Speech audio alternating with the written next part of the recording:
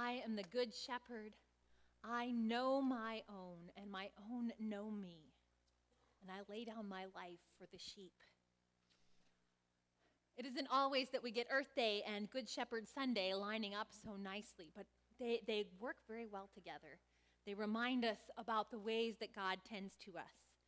But I was thinking this week a little bit about ranching and tending to animals, and my first confession is that we ranch cats. We've got two, and that's the extent of my actual practical knowledge.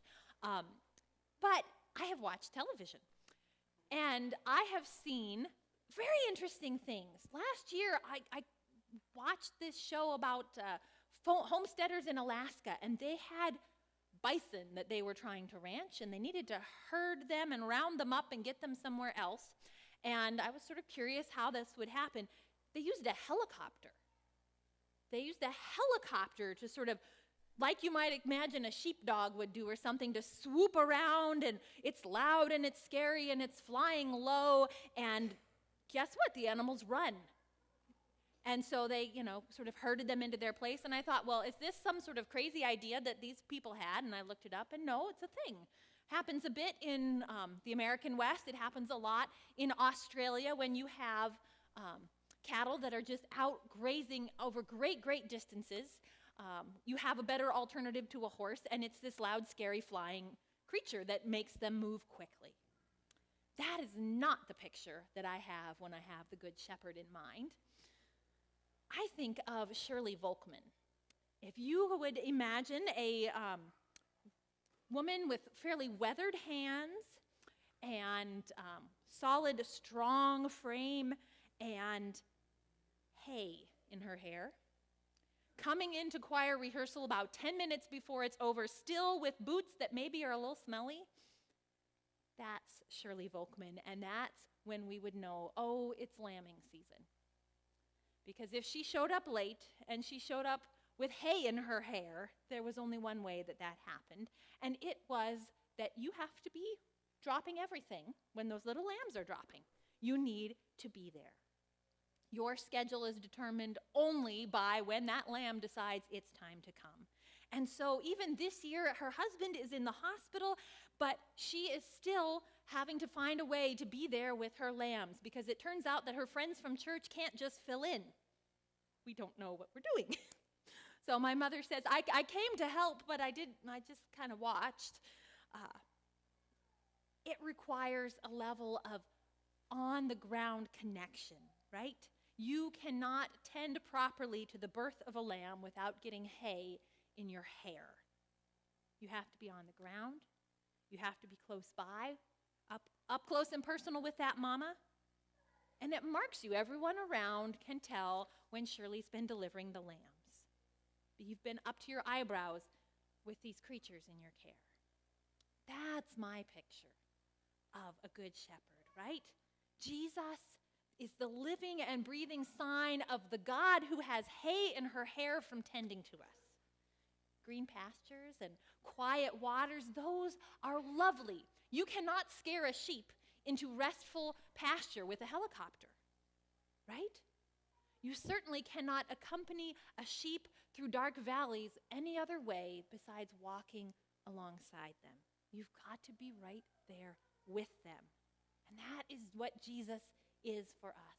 God right there alongside us, the one who created this world of tangible stuff, of water and grass and sheep and us, and who joins us in that world of stuff so that he can prepare a table and anoint our heads.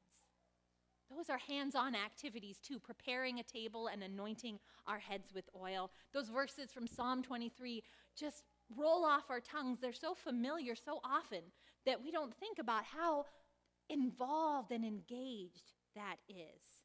Spreading a feast in the middle of all heck breaking loose, right? In the presence of my enemies, there is God setting the table. And anointing, that's a really hands-on sort of thing too. I have to say, last year at Vacation Bible School, we had the story of Saul choosing little shepherd boy David to be a prophet. And Saul goes out and Samuel goes out, and we had equipped our young folks who were acting out this story with us with little costumes, and we had a ram's horn, and so we were ready for the anointing. But what they didn't have was any preparation. I said, "Who will be David?" "Okay, great, here you go, there's your tunic." No sense of chance to look into things and see what to expect, and they were just told to act out whatever they heard me say. So as Samuel comes to choose David, I said, well, and Samuel anointed David. And my mental picture was, you've got this horn full of oil that you're going to pull out. But the young person who was Samuel for us had it right. Thank goodness, because I didn't prepare. She took her finger, dipped it in, and traced sign of the cross on David's forehead. And of course, my dumping version of anointing, that's not really very hands-on, is it? That is not really how you set something apart. Marking with a claim for God, now that is anointing, and it requires you to use your hands, not dump from a jar, right?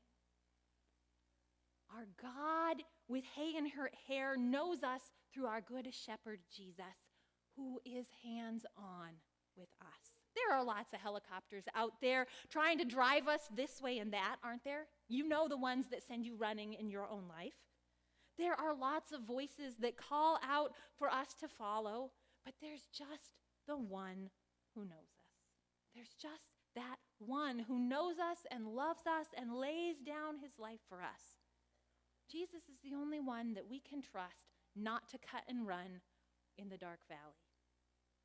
Only Jesus has walked all the way through that valley and comes back to walk alongside us, to be God's promise that the valley is not the end.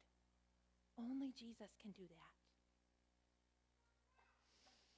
That's good news. We are not in charge of creating the pastures. We are not in charge of making the water flow. We do not spread our own feasts. We do not make our own cups run over, nor do we find our own way through the dark valleys. That is our good shepherd. The epistle says, we know love by this. He laid his life down for us, and we ought to lay our lives down for one another. How does God's love abide in anyone who has the world's goods, sees a brother or sister in need, and refuses to help? Little children, let us love, not in word or in speech, but in truth and in action. How is it, do you think, that we get freed up for that, except that we know our good shepherd, that the shepherd has covered it, has laid down his life so that whatever might come, we are held securely. And that frees us up, doesn't it? It frees us up to say, oh, I can let go of this grass. I don't have to take it all because I know that I'm being provided for. I do not have to put a fence around this stream because I know that I'm going to be provided for. I can give up some of my time, some of my freedom, some of my stuff in order to be sure that other people have what they need. I was thinking this week about folks that gather here in this community who do that with their time, who tend to the pastures and the streams and the paths. I think about our property committee and Tony Reinhold and this long effort to put in all of this LED lighting, which sounds really fancy, but which really means we use substantially less energy every day, and we reduce the amount that we are taking from our environment. I think about Alice Lind and Betty Luckett and everybody who has worked out in those bioswales. It's much easier just to, pave it all and let the water go where it will. But this is our dirt. This is the place that we have responsibility for. How do we tend to our neighbor, the muskrat? That's important. We've got folks whose research and whose career is in environmental quality. We've got someone who fights off invasive species so that our trees. We've got folks who farm and who use their dirt and say, well, when we stop dumping all the pesticides on it, it was a little more work, but the frogs came back. There are frogs now. Ooh. Things you wouldn't necessarily know. And spiders that didn't used to be there. And that's how you can tell that it's healthy. Bill Ilchie was at my kids' school a couple weeks ago with little buckets of water.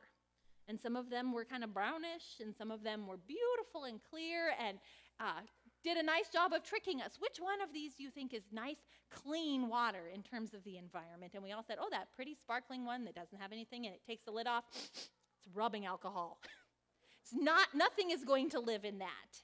It's not clean or healthy for any sign of life, but the one that has all the little things swimming in it, that's how you know that the community is healthy, that the environment is healthy, because there are a lot of variety of little creatures that can actually live in it. The water doesn't kill them. That's a sign of health. There are young people who noticed that there was no recycling at their elementary school and said, this is ridiculous, we can change that, and did so. There are so many ways that we can love our neighbors in ways that are more just than sharing food. Absolutely, we should share our food, but we should also be concerned that maybe our neighbor can breathe, and also be concerned that maybe our neighbor has a place for their children to play where the soil isn't full of lead. All of those are important. Sin is systemic. Sometimes we say that. Sin gets into everything, right? It's not one of those things that you just can set down and walk away from.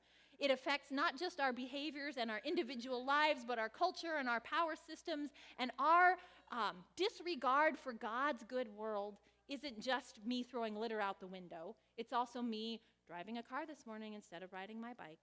It's also when we say, oh, I don't want any more of that regulation that's going to make it more expensive and more difficult, because it is. But it allows for other creatures and other people to live. It's about me not having the freedom to say, well, I throw it in the garbage and then it goes away. And yeah, maybe they're building a landfill by somebody's school, but I don't know about it and it's not in my town. Well, maybe I ought to know about it. If I'm going to love in truth and in action, I might need to have a bigger picture of what love is, because sin is systemic. It gets into all of those things, and God's grace is systemic. God shows up in Jesus everywhere.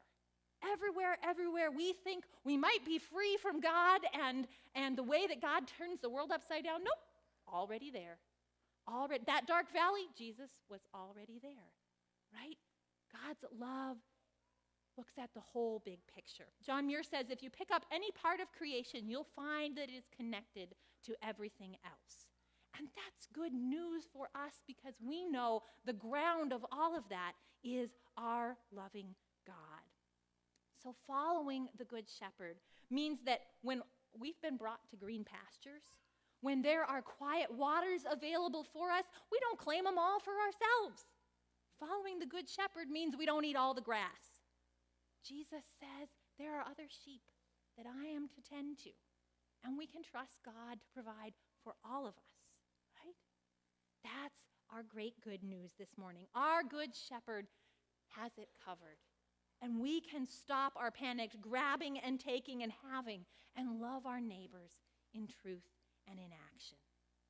Our God who has hay in her hair, our Good Shepherd who walks alongside us, he knows us. He's been all of the places that we will go, and he shows us another way. Thanks be to God.